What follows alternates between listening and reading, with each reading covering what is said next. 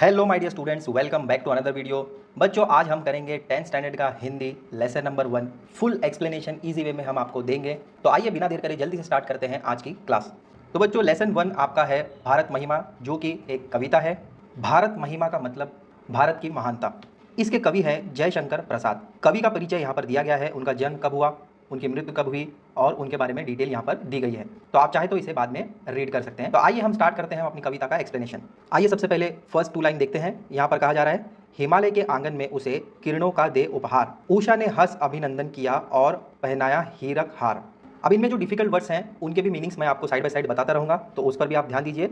यहाँ पर हम देखेंगे डिफिकल्ट वर्ड्स के मीनिंग। हिमालय के आंगन में उसे किरणों का दे उपहार। उपहार का मतलब होता है गिफ्ट। उषा का मतलब होता है मॉर्निंग। अभिनंदन का मतलब होता है वेलकम करना। हीरक हार यानी डायमंड नेकलेस यानी हीरो का हार। अब इसका मीनिंग समझने के लिए आप इमेजिन कीजिए, हिमालय पर्वत बर्फ से ढका हुआ है और जब सूरज की किरणें यानी सनराइज होता है, मॉर्निंग होती है, तो हिमालय पर्वत पर सूरज की किरणें पड़ती हैं। कैसे लगता होगा? मॉर्निंग ने हंसकर वेलकम किया सूरज की किरणों के साथ हिमालय और भारत भूमि को, और इसके साथ उन्हें पहनाया हीरो का हार। तो ये एक इमेजिनेशन है, जब मॉर्निंग होती है तो हिमालय पर्वत को मॉर्निंग वेलकम कर रही है सूरज की किरणों के साथ, और जब वो सूरज की किरणें हिमालय पर्वत पर पड़ती है तो उस पर बर्फ होने की वजह से उसे ऐसा फील होता है, कवि कहते हैं कि उन्हें ये हीरो का हार जैसे लगता है। ठीक है, तो ये फर्स्ट 2 लाइन का एक्सप्लेनेशन हो गया। अब आइए देखते हैं नेक्स्ट 2 लाइन का एक्सप्लेनेशन। जगे हम लगे जगाने विश्व, लोक में फैला फिर आलोक, व्योमतम पुंज हुआ तब नष्ट, अखिल संस्कृति हो उठी अशोक। अब आइए इन 2 लाइन में जो डिफिकल्ट वर्ड्स हैं उनके मीनिंग्स यहाँ पर देख लेते हैं। लोक यानी वर्ल्ड होता है, जो यहाँ पर आपको दिख रहा है। लोक का मतलब वर्ल्ड है यानी विश्व। आलोक का मतलब लाइट होता है।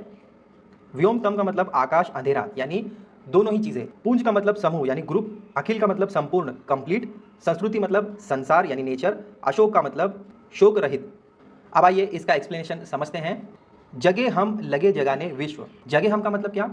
जब हम जागे, और ये जागना कैसा है? ये जागना ज्ञान का है, जो हमारे पास नॉलेज था, इस ज्ञान से पहले हम जगे, उसके बाद हमने विश्व को यानी वर्ल्ड को जगाया। लोगों में हमने ज्ञान को फैलाकर लोगों को जगाया। उसके आगे देखिए क्या कहते हैं कवि, लोक में फैला फिर आलोक। जब हम जागे ज्ञान से और लोगों को जगाया ज्ञान से, फिर उसके बाद क्या हुआ? लोक में फैला फिर आलोक यानी पूरे विश्व में, लोक यानी वर्ल्ड में ज्ञान की रोशनी फैल गई। अब नेक्स्ट लाइन में क्या कह रहे हैं? व्योमतम पुंज हुआ तब नष्ट। व्योमतम का मतलब क्या होता है बच्चों? व्योमतम मतलब जो उजाला और अंधेरा होता है। तो जब ज्ञान बढ़ता है तो वहां पर रोशनी ही रोशनी हो जाती है और अंधेरा दूर हो जाता है।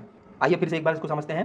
व्योमतम पुंज हुआ तब नष्ट यानी जब हम जगे, सारे विश्व को जगाया अपने ज्ञान के प्रकाश से, तब आकाश और अंधेरा इन दोनों के जो समूह थे यानी इनके जो ग्रुप थे, जो ज्ञानी नहीं थे, तो उनके जो बादल थे वो संपूर्ण तरीके से यानी कंप्लीटली हमने उसको हटाया। अखिल संस्कृति हो उठी अशोक। इसका मतलब क्या है? इसका मतलब यह है कि जब हमने ज्ञान को फैलाया पूरे विश्व में, तो जब अंधेरा हट गया, जो ग्रुप्स थे, जो अज्ञानी लोग थे, वो जब हटे तो उनसे उनका दुख भी दूर हुआ और इससे ज्ञान की रोशनी फैली, जिसकी वजह से पूरे विश्व में दुख दूर हुआ। अब आइए नेक्स्ट 2 लाइन्स देखते हैं। विमल वाणी ने वीणा ली, कमल कोमल कर में सप्रित, सप्त स्वर सप्त सिंधु में उठे, छिड़ा तब मधुर साम संगीत। अब आइए इन दोनों लाइंस के जो डिफिकल्ट वर्ड्स हैं वो देख लेते हैं। यहाँ पर ये जो विमल है ये है पवित्र। विमल का मतलब होता है पवित्र यानी होली। वाणी का मतलब होता है सरस्वती, जो सरस्वती माता होती है उसको वाणी कहा गया है। और वीणा क्या है? वीणा ये इंस्ट्रूमेंट है। कर का मतलब है हाथ, जो यहाँ पर कर दिया गया है उसका मतलब है हाथ। सप्रित का मतलब प्रेम के साथ, और साम का मतलब है साम वेद। अब आइए इसका मीनिंग समझते हैं। विमल वाणी ने वीणा ली यानी पवित्र सरस्वती ने वीणा अपने हाथों में ली, और वो हाथ कैसे थे?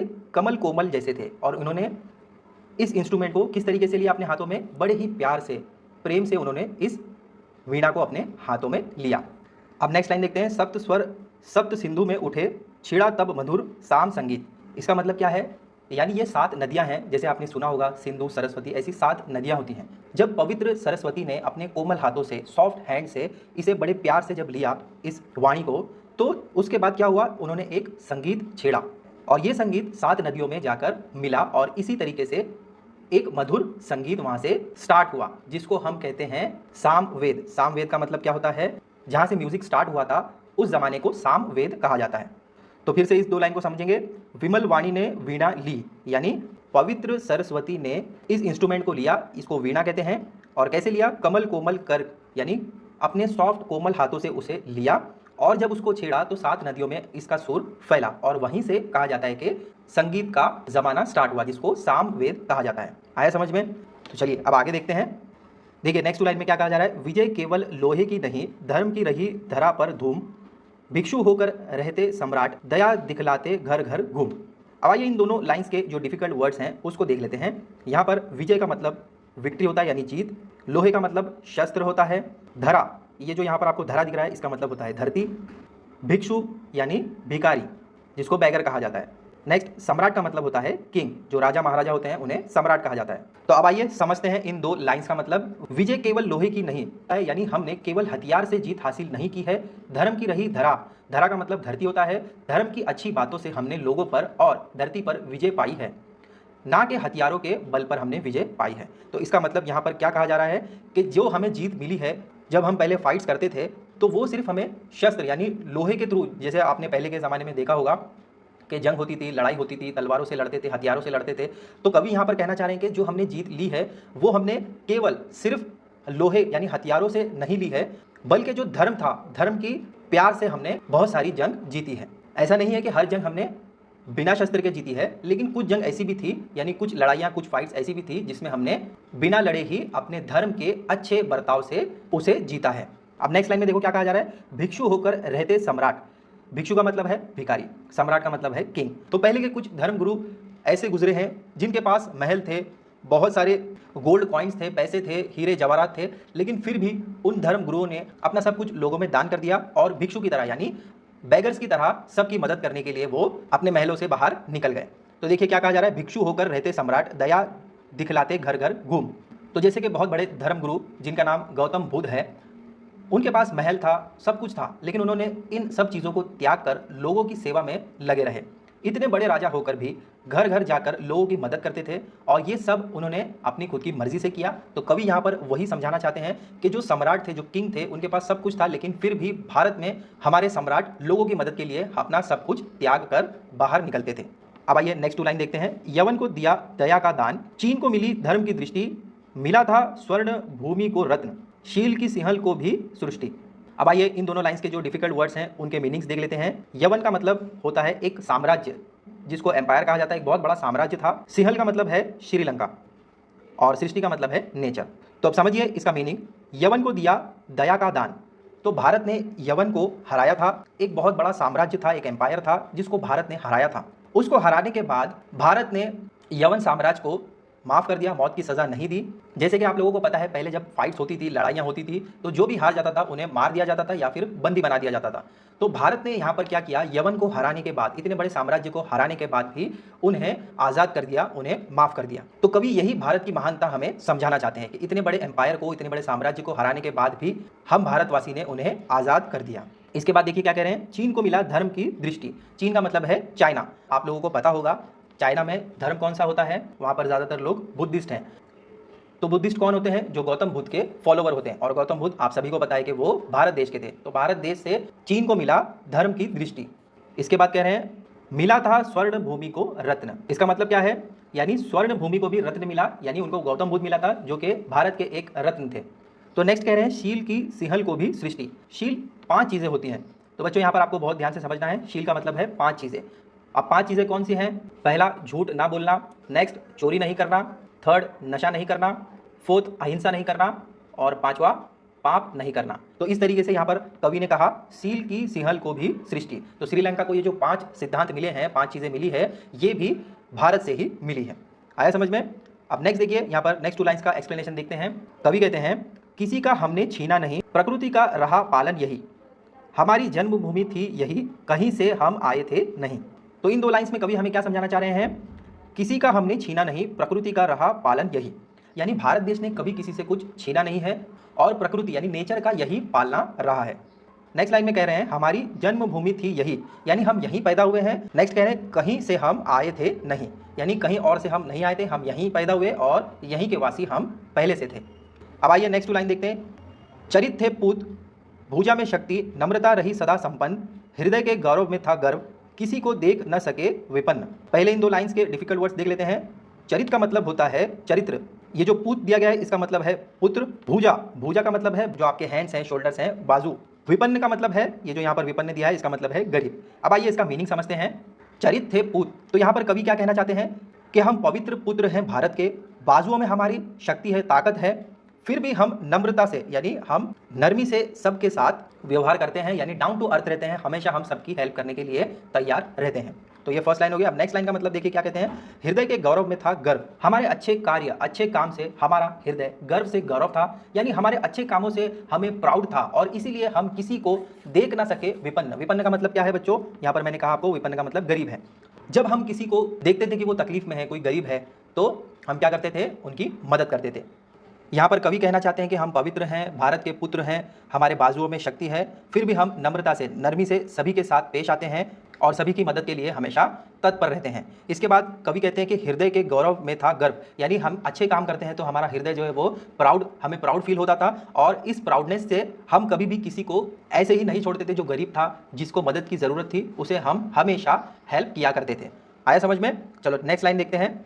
नेक्स्ट कवि कहते हैं हमारे संचय में था दान, अतिथि थे सदा हमारे देव, वचन में सत्य, हृदय में तेज, प्रतिज्ञा में रहती थी टेव। अब आइए इन दो लाइंस के जो डिफिकल्ट वर्ड्स हैं उसको देख लेते हैं पहले। संचय का मतलब है एक्यूमुलेशन, यानी पैसा जमा करना। अतिथि का मतलब गेस्ट होता है, जो मेहमान होते हैं। वचन का मतलब प्रॉमिस होता है। तेज का मतलब चमक। और प्रतिज्ञा का मतलब होता है प्लेज, यानी कसम लेना। और ये जो लास्ट में टेव दिया है इसका मतलब है आदत, यानी हैबिट। अब आइए इसके मीनिंग को समझते हैं। संचय मतलब पैसे जमा करना। हमारे संचय में था दान, तो हम पैसे जमा करना तो चाहते थे, हम मनी को कलेक्ट तो करना चाहते थे, लेकिन उस मनी को कलेक्ट करने की वजह क्या थी, जो जमा राशि है उस जमा राशि को, उस जमा करे हुए पैसे को हम दान करना चाहते थे। और नेक्स्ट लाइन में कवि कहते हैं अतिथि थे सदा हमारे देव, यानी जो मेहमान आते थे उसे देव की तरह देखा जाता था। तो बहुत से लोग इसको फॉलो करते हैं, जब कभी भी मेहमान आते हैं तो उनकी सेवा में कोई भी कसर नहीं छोड़ते हैं। नेक्स्ट लाइन में कह रहे हैं वचन में सत्य, यानी जो हम वचन देते हैं वो सत्य होता है, वो हमेशा हम सच ही कहते हैं। नेक्स्ट कह रहे हैं हृदय में तेज। हृदय यानी हमारे दिल में हमेशा चमक होती थी, तेज होती थी, और जो हम प्रतिज्ञा लेते थे, जो कसम हम लेते थे, उसको हमेशा पूरा करने की आदत रखते थे। टेव का मतलब है हैबिट, आदत। तो हमने अगर कोई प्रतिज्ञा ली, कोई कसम ली, तो उसे हमें हमेशा पूरा करना है, ऐसी हमारी आदत थी। आया समझ में? अब नेक्स्ट दो लाइन देखते हैं। वही है रक्त, वही है देश, वही साहस है वैसा ज्ञान, वही है शांति, वही है शक्ति, वही हम दिव्य आर्य संतान। आइए पहले इन दो लाइंस के डिफिकल्ट वर्ड्स के मीनिंग देख लेते हैं। रक्त का मतलब यहाँ पर ब्लड है, यानी खून। साहस का मतलब हिम्मत, ब्रेवरी। दिव्य का मतलब डिवाइन, यानी चमकता हुआ। और आर्य संतान यानी आर्यपुत्र। अब आइए इसका मीनिंग देख लेते हैं। वही है रक्त, यानी जो पहले हमारा खून था, आज भी हमारा वही खून है। वही है देश, यानी ये भारत देश वही है जो पहले था। वही है साहस, साहस का मतलब मैंने आपको बताया हिम्मत। तो जो हिम्मत हमारी पहले थी, आज भी हमारी वही हिम्मत है। और वैसा ही ज्ञान है जैसा पहले भारत में हुआ करता था। फिर कवि कहते हैं वही है शांति, जैसे पहले शांति हुआ करती थी, आज भी वही शांति है। वही है शक्ति, पहले जैसा हुआ करता था, आज भी वैसी ही शक्ति है। वही हम दिव्य आर्य संतान। अब दिव्य आर्य संतान क्या है? दिव्य का मतलब होता है डिवाइन, यानी चमकता हुआ आर्य पुत्र। आर्य संतान मतलब जो संतान सबसे पहले इस धरती पर आई। तो अब यहाँ पर कवि क्या कहना चाहते हैं, जो संतान पहले इस धरती पर आई, आज भी हम वैसी ही संतान हैं और वैसे ही आर्य संतान हमें कहा जाता है। अब आइए नेक्स्ट टू लाइंस का मतलब देखते हैं। यहाँ पर कह रहे हैं कवि, जिए तो सदा इसी के लिए, यही अभिमान रहे यही हर्ष, निछावर कर दे हम सर्वस्व हमारा प्यारा भारत वर्ष। तो आइए इन दो लाइंस के डिफिकल्ट वर्ड्स को देख लेते हैं पहले। यहाँ पर अभिमान का मतलब है प्राउड, यानी प्राइड। हर्ष का मतलब जॉय होता है, यानी खुशी। निछावर करना मतलब समर्पित करना। सर्वस्व का मतलब होता है एवरीथिंग, यानी सब कुछ। तो अब आइए मीनिंग देख लेते हैं। जिए तो सदा इसी के लिए, यानी अगर जीना है तो हमेशा भारत भूमि के लिए ही जीना है। यही अभिमान रहे यही हर्ष। अभिमान का मतलब प्राइड, यानी हमें इस पर प्राउड है। अगर हम भारत के लिए जी रहे हैं तो हमें इस पर प्राउड है और इस जीने में हमारा हर्ष है, यानी हमें खुशी मिलती है। अब नेक्स्ट देखिए क्या कह रहे हैं, निछावर कर दे हम सर्वस्व। निछावर का मतलब समर्पित कर देना, यानी सब कुछ भारत के लिए दे देना, निछावर कर देना। तो सब कुछ हम भारत के लिए निछावर कर दें, समर्पित कर दें, क्योंकि हमारा प्यारा भारतवर्ष यही है, हमारा भारत जो कि बड़ा प्यारा है और इस भारत के लिए हम सब कुछ निछावर कर सकते हैं। तो ये थी आपकी पहली कविता, जिसका नाम था भारत महिमा, जिसका मतलब होता है भारत की महानता। आई होप जो भी मैंने आपको समझाया इजीली समझ आया होगा। ऐसे ही और इन्फॉर्मेशनल वीडियोस के लिए चैनल को सब्सक्राइब कर लें। मिलते हैं बच्चों अगले वीडियो में एक न्यू लेसन के साथ। Till then take care, bye.